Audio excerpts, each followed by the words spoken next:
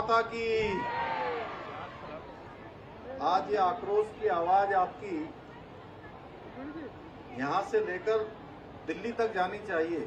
पूरे देश के कोने कोने में मातृशक्ति हमारी ये देवभूमि की आवाज जानी चाहिए। तो भारत माता की, नारी शक्ति की, मातृशक्ति की, मातृशक्ति की। आज नारी शक्ति बंधन ये आक्रोश रैली के अवसर पर मंच पर आसीन हमारे भारतीय जनता पार्टी के प्रदेश के अध्यक्ष और राज्यसभा के सांसद आदरणीय महेंद्र भट्ट जी, टिहरी लोकसभा की लोकप्रिय सांसद जिनका अभी आप सब उद्बोधन सुन रहे थे, आदरणीय सांसद श्रीमती माला लक्ष्मी शाह जी, देहरादून कैंट विधानसभा की लोकप्रिय विधायक सविता कपूर जी, केदारनाथ विधानसभा की लोकप्रिय विधायक आशा नौटियाल जी, यमकेश्वर विधानसभा की लोकप्रिय विधायक रेणु बिष्ट जी, भारतीय जनता पार्टी महिला मोर्चा की प्रदेश की अध्यक्ष बहन रूटी भट्ट जी, प्रदेश महामंत्री भारतीय जनता पार्टी दीप्ति रावत जी, नेहा जोशी जी, हिमानी जी, प्रदेश महामंत्री रश्मि रस्तोगी जी, भावना मेहरा जी, गीता रावत जी, मधु भट्ट जी, दीदी विनोद उनियाल जी, सोना सजवाण जी और मंच पर उपस्थित हमारी सभी मातृशक्ति की प्रतीक सभी हमारी प्रतिनिधि बहनें और मेरे सामने भी बहुत सारी बैठी हुई हैं जो मंच पर नहीं है, आज अनेक दायित्वों पर काम कर रहे हैं। हमारे मंत्री ट्रांसपोर्ट श्री प्रदीप बत्रा जी, हमारी मातृशक्ति, मैं सभी मातृशक्ति को, हमारे मीडिया के मित्रों को, सबको कोटि कोटि प्रणाम करता हूं। आज हम सब देश की नारी शक्ति के अधिकारों को कुचलने वाली उन महिला विरोधी ताकतों के खिलाफ अपना आक्रोश प्रकट करने के लिए यहाँ पर एकत्र हुए हैं, जिन्होंने नारी शक्ति बंधन जैसे अधिनियम को बाधित करने का दुस्साहस किया है। अभी माननीय सांसद टेरी बता रही थी कि किस प्रकार से वो तैयार होकर संसद के अंदर पूरी भारतीय जनता पार्टी एनडीए पूरी तरह से इस बिल को पारित करवाने के लिए उत्साहित थे, लेकिन किस प्रकार से इसको रोकने का काम किया गया है। मैं देख रहा हूं कि आज बड़ी संख्या में यहां पर मातृशक्ति एकत्र हुई है और इस चिलचिलाती धूप में भी जितने लोग इस प्रांगण में, उससे कहीं अधिक लोग आसपास पेड़ों के नीचे बैठे हुए हैं, अनेक स्थानों पर बैठ रहे हैं, आ रहे हैं, जा रहे हैं। और मैं कह सकता हूं कि आप इतनी बड़ी संख्या, ये इस बात का स्पष्ट संकेत है कि अब देश की नारी अपने अधिकारों के प्रति सजग है और अन्याय के विरुद्ध अब चुप रहने वाली नहीं है। भाइयों बहनों, मैं आज के अवसर पर यह भी कहना चाहता हूं, मुझे आप सबके इतने बड़े प्रचंड यहां पर जनाक्रोश को देखकर ये पूरी तरह से विश्वास हो गया है कि देवभूमि से ये जो आवाज उठी है ये पूरे देश में गूंजेगी और मातारा जवाब देने का काम मातृशक्ति करेगी। बहनों, आप सभी भली भांति जानते हैं कि हमारे प्रधानमंत्री आदरणीय नरेंद्र मोदी जी ने देश की मातृशक्ति को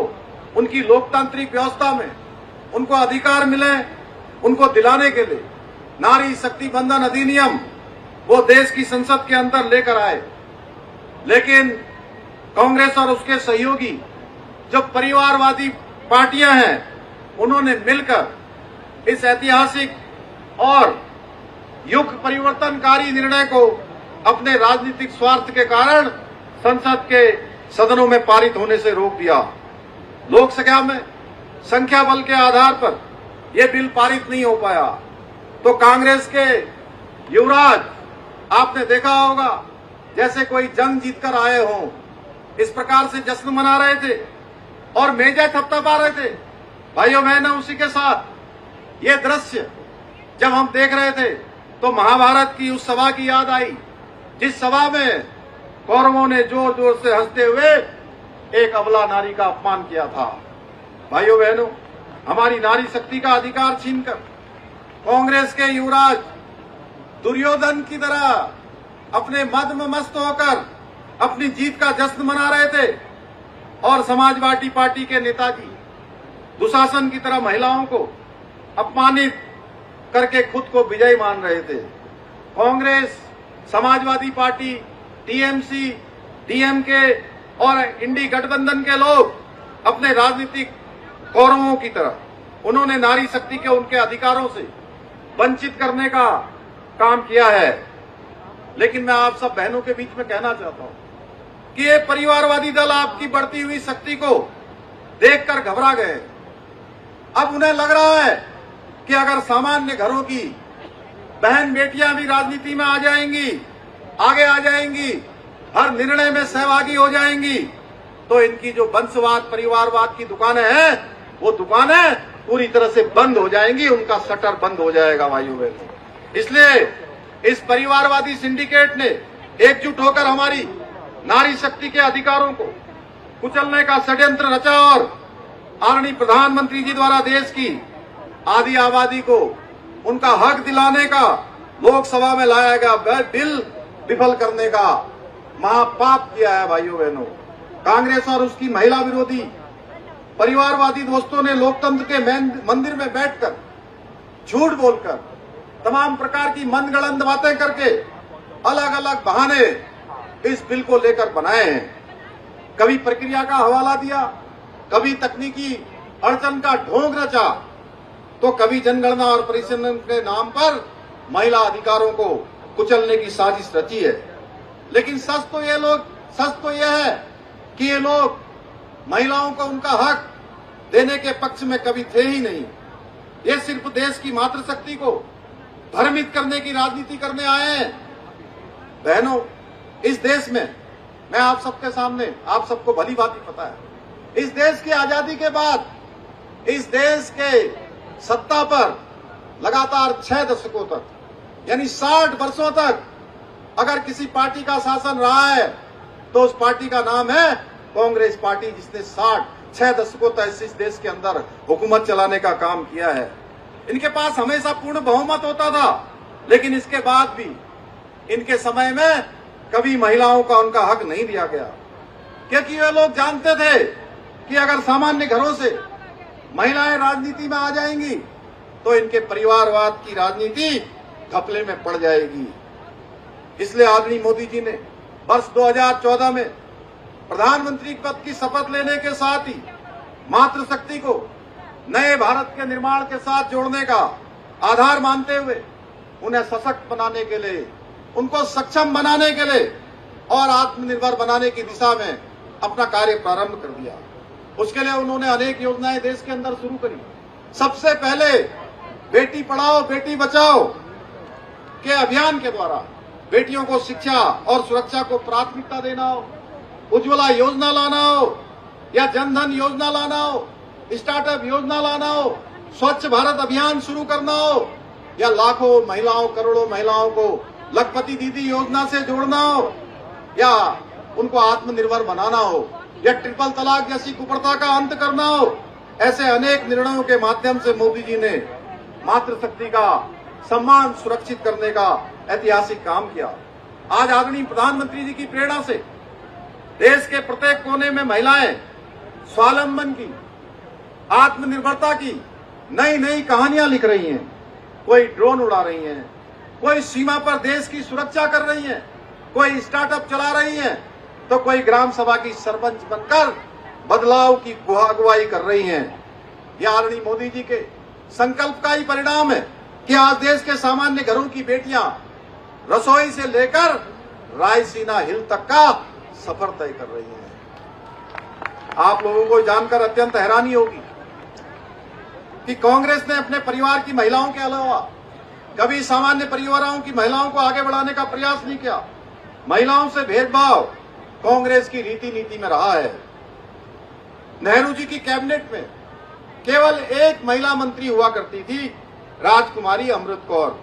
इसके बाद इंदिरा गांधी जी की पहली कैबिनेट में भी केवल एक महिला कैबिनेट मंत्री रही और इंदिरा गांधी जी ने एक महिला होते हुए भी कभी किसी अन्य महिला नेता को आगे नहीं बढ़ाया। और वो भी जो बार बार कांग्रेस के लोग कहते हैं कि हमने महिला प्रधानमंत्री देश को दी है, तो मैं बताना चाहता हूं वो महिला कोई सामान्य परिवार से नहीं आई थी। वो नेहरू जी की बेटी न होती तो उनको भी कांग्रेस कभी प्रधानमंत्री नहीं बनाती। और राजीव गांधी जी प्रधानमंत्री रहते हुए केवल एक महिला नेता मोहसिना किदवई जी को कैबिनेट मंत्री बनाया। और फर्क साफ देखिए, मोदी जी देश के प्रधानमंत्री बने तो किस प्रकार का परिवर्तन हुआ, उनकी कैबिनेट देखिए। उनके पहले कार्यकाल में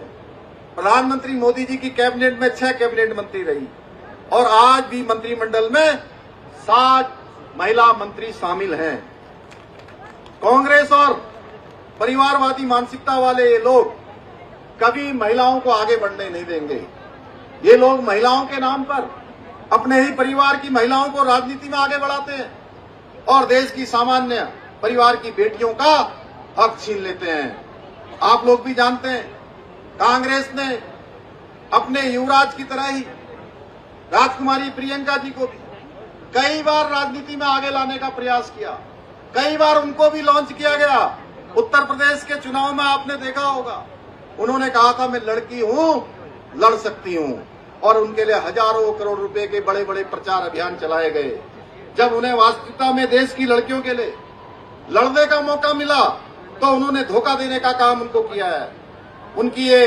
एंटी वुमेन पॉलिसी ये साफ दर्शाती है कि उनके लिए सिर्फ अपने परिवार की नारी ही महिला है और ये वो केवल अगर सोचते हैं तो केवल और केवल उनके सशक्तिकरण के लिए सोचते हैं, महिला सशक्तिकरण मानते ही नहीं है। आज प्रधानमंत्री मोदी जी के नेतृत्व में आदिवासी समाज की बेटी आदरणीय द्रौपदी मुर्मू जी देश के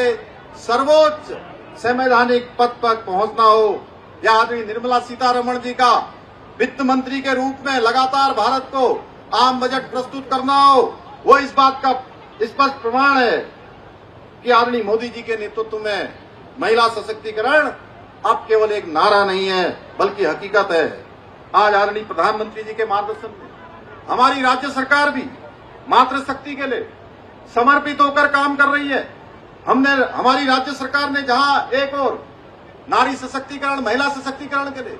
विधानसभा में 30% का आरक्षण लागू करने का ऐतिहासिक काम किया है, वहीं महिला अधिकारों की सुरक्षा के लिए, उनके सम्मान के लिए देश में सबसे पहले समान नागरिक संहिता का कानून देवभूमि उत्तराखंड में लागू करने का ऐतिहासिक काम भी किया है। इतना ही नहीं, हमारी सरकार द्वारा उत्तराखंड राज्य ग्रामीण आजीविका मिशन, सशक्त उत्सव बहना योजना, मुख्यमंत्री महिला स्वयं सहायता समूह सशक्तिकरण योजना के माध्यम से आज महिलाओं के लिए नए नए रोजगार के अवसर सृजित किए जा रहे हैं। यह हमारे प्रयासों का ही परिणाम है कि हमारे प्रदेश के अंदर 2,65,000 से अधिक हमारी बहनों ने लखपति दीदी बनने का गौरव प्राप्त किया है। यह भी महिला सशक्तिकरण का एक बड़ा उदाहरण है। आज के इस अवसर पर मैं आप सभी माताओं बहनों को यह आश्वस्त करना चाहता हूं कि आपका ये भाई, आपका ये बेटा, हम सब मंचासीन जितने भी हमारी मातृशक्ति है, हमारे प्रदेश अध्यक्ष महेंद्र भट्ट जी है, आपके अधिकारों के लिए, आपकी सम्मान की रक्षा के लिए पूरी निष्ठा के साथ, पूरे समर्पण के साथ इसी प्रकार से लगातार कार्य करते रहेंगे। ये हमारा विकल्प नहीं संकल्प है। कांग्रेस को नारी शक्ति बंधन अधिनियम का विरोध कर महिलाओं के साथ किए गए अपने विश्वासघात का एहसास हो गया है। इसलिए आप देख रहे होंगे ये बिल में तो विरोध में आ गए, संसद में तो इन्होंने बिल पारित नहीं होने दिया, लेकिन इसके बाद इनको जो नारी शक्ति के साथ इन्होंने विश्वासघात किया है उसका इनको भली भांति एहसास हो गया है कि इसका परिणाम क्या होने वाला है। तो अब ये लोग अपना फेस सेविंग करने के लिए कई प्रेस वार्ताएं आयोजित कर रहे हैं, कई छोटे छोटे कार्यक्रम करके लोगों को गुमराह और अफवाह फैलाने का काम कर रहे हैं, कहीं सफाई दे रहे हैं कि यहां भी अब उनके प्रदेश अध्यक्ष भी। मैं यह भी कहना चाहता हूं कि हम सबको ये संकल्प लेना है कि हम इन सभी महिला विरोधी ताकतों को आने वाले सारे चुनाव, चाहे विधानसभा के चुनाव हो, चाहे लोकसभा के चुनाव हो, चाहे कोई भी चुनाव हो, सारे चुनाव में इनको करारा जवाब देंगे और आदरणीय प्रधानमंत्री मोदी जी के हाथों को मजबूत कर नारी सशक्तिकरण के हमारे विकल्प रहित संकल्प को साकार करने में अपना योगदान सुनिश्चित करेंगे। मुझे पूरा विश्वास है कि हमारे इस संकल्प को साकार करने में आप सभी उत्तराखंड वासी इसी प्रकार अपना आशीर्वाद और समर्थन प्रदान करते रहेंगे और हम सब मिलकर उत्तराखंड में मातृशक्ति के सशक्तिकरण के लिए एक इतिहास और एक मिसाल बनाने का काम करेंगे। इन्हीं शब्दों के साथ इतनी बड़ी संख्या में आप सब आए हैं। अभी हम लोगों को पद यात्रा करनी है। मैं यहाँ पधारने के लिए आप सबका हृदय से आभार व्यक्त करते हुए अपनी बात को समाप्त करता हूँ। भारत माता की, भारत माता की, मातृशक्ति जिंदाबाद, मातृशक्ति जिंदाबाद।